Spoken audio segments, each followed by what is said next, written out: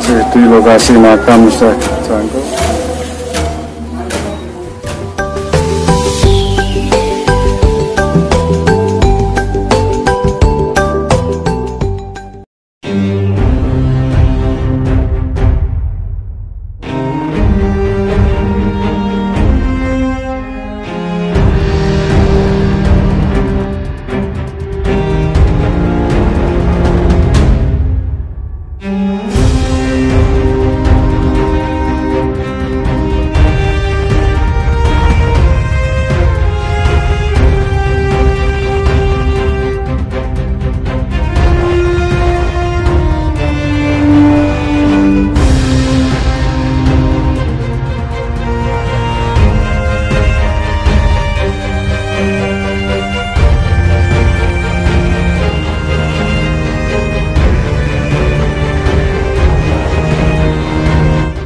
Assalamualaikum warahmatullahi wabarakatuh, sedulur Jenanggrawul dimanapun kalian berada. Kali ini kami berada di Maqbarah Syekh Maulana Syarifuddin atau yang masyhur dikenal dengan Syekh Jangkung atau Syariddin. Selebihnya ayo kita ikuti sama-sama. Assalamualaikum warahmatullahi wabarakatuh, sedulur Jenanggrawul yang berbahagia dimanapun berada. Bagi masyarakat Pati, Grobogan, Kudus, Rembang, dan sekitarnya tentu sudah tidak asing lagi dengan nama Syekh Jangkung atau Syariddin atau Syekh Maulana Syarifuddin. Beliau adalah sosok yang kontroversial di era Wali Songo yang menghebohkan masyarakat Pati dan sekitarnya. Bahkan kisah-kisah Syariddin sangat melegenda dan diyakini kebenarannya oleh masyarakat lokal. Minimnya literatur sejarah yang menerangkan sosok Syariddin membuat para sejarawan berbeda pendapat tentang eksistensi tokoh Syariddin ini. Sejarah tentang Syariddin ini lebih banyak berasal dari cerita tutur tinular yang turun-temurun yang diyakini kebenarannya oleh masyarakat. Menurut beberapa pendapat bahwa Syariddin ini diperkirakan lahir di daerah Tayupati kurang lebih pada tahun 1600-an di era Mataram yang dipimpin oleh Sultan Agung Hanyokrokusumo kurang lebih pada tahun 1613 sampai 1645 Masehi. Menurut Babat Pati, Syariddin ini adalah putra angkat Ki Ageng Kiringan yang ditemukan di pinggir sungai, lalu oleh Ki Ageng Kiringan dipelihara dan diberi nama Syariddin. Ada juga pendapat yang mengatakan bahwa Syariddin ini adalah putra dari Raden Singaparna atau Syekh Syafi'i dengan Dewi Sekar Tanjung. Dan di antara pendapat yang masyhur di kalangan para sesepuh adalah bahwa Syariddin atau Syekh Jangkung ini putra dari Sunan Muria dari istri Dewi Samaran atau Dewi Sujinah, di mana Dewi Sujinah ini adalah putra Raden Usman Haji atau Sunan Ngudung, yang mana Sunan Ngudung juga adalah ayah dari Sunan Kudus.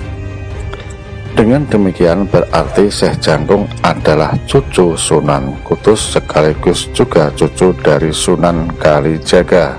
Karena menurut mayoritas sejarawan bahwa Sunan Muria adalah putra dari Sunan Kalijaga. Masyarakat mengenal sosok Syariddin adalah seorang yang terkenal dengan keluguan dan kejujurannya. Dan karena sifatnya itu, masyarakat di eranya menganggap bahwa Syariddin adalah orang gila. Dan karena ucapan dan tingkah lakunya yang semau-maunya. Banyak juga pendapat yang mengatakan bahwa Syariddin adalah seorang wali yang jadab, atau wali yang berperilaku nyeleneh dari kebiasaan. Dengan kata lain, menurut istilah kitab Hikam oleh Ibnu Athaillah As-Sakandari, bahwa jadab adalah orang yang ditarik mendekat kepada Allah Subhanahu wa Ta'ala atas kehendak Allah itu sendiri tanpa melalui laku tarikat, sehingga akal orang yang jadab ini hanya dipenuhi oleh nur ilahiyah. Dan karena inilah membuat perilaku seorang yang jahat menjadi nyeleneh. Dalam perjalanan hidupnya, Saridin mengenal beberapa guru. Di antaranya adalah Saridin pernah berguru kepada Sunan Kudus dan Sunan Kalijaga yang sering beliau panggil dengan sebutan Syekh Maloyo. Dari bekal ilmu-ilmu yang beliau dapatkan dari para sunan ini, Saridin pun menjelma menjadi seorang pendakwah agama Islam di daerah Pati dan sekitarnya. Di antara kisah Saridin yang melegenda dan sangat fenomenal ini adalah kisah tentang kalimat syahadat bilhal atau syahadat dengan bentuk perbuatan. Suatu ketika Saridin ingin menjadi murid Sunan Kudus, dan Sunan Kudus memberi syarat bahwa Saridin harus mengucapkan 2 kalimat syahadat yang persis sebagaimana yang dibacakan oleh Sunan Kudus. Akan tetapi Saridin hanya terdiam dan tidak mengucapkan 2 kalimat tersebut, malah seketika berlari menuju pohon kelapa dan menaikinya sampai ke puncak. Hal ini membuat santri Sunan Kudus yang lain heran dan menggelengkan kepala. Dan ketika sudah sampai di puncak, Saridin pun menjatuhkan dirinya ke bawah hingga terkapar di atas tanah. Akan tetapi beberapa saat kemudian Saridin bangun dan menghampiri Sunan Kudus, mencium tangan Sunan Kudus dan berkata, "Sami'na wa ata'na." Itulah kisah syahadat bilhalnya Saridin. Sekali beliau percaya bahwa tiada Tuhan selain Allah dan Nabi Muhammad SAW utusan Allah, maka tidak ada keraguan sedikit pun di dalam hatinya.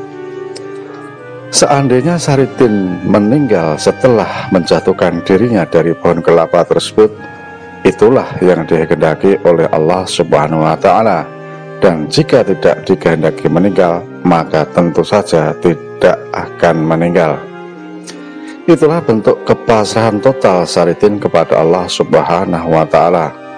Sedulur, sudah tentu tidak semua orang sanggup untuk melakukan syahadat bilhalnya Saridin. Dan ingat, jangan sekali-kali pernah melakukannya jika tidak ingin diri kalian celaka. Sedulur, terlepas dari kisah kontroversi Saridin, beliau adalah sosok yang sangat dekat kepada Allah Subhanahu wa Ta'ala.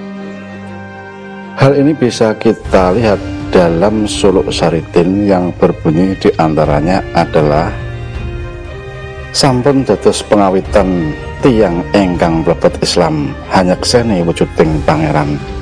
Mau syahadat kanthi temenan madhep mantep ananeng iman."